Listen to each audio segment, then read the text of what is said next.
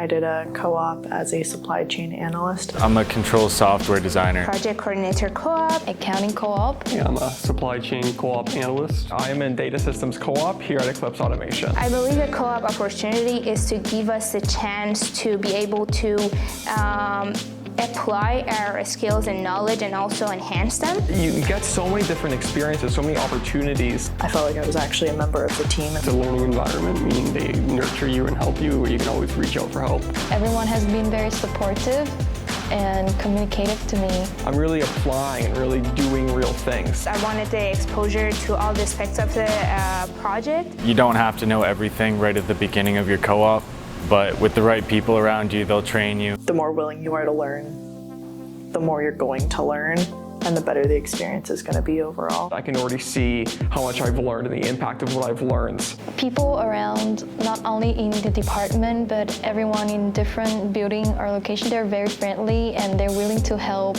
It's been a really valuable experience for me. I would definitely recommend Eclipse for a co-op.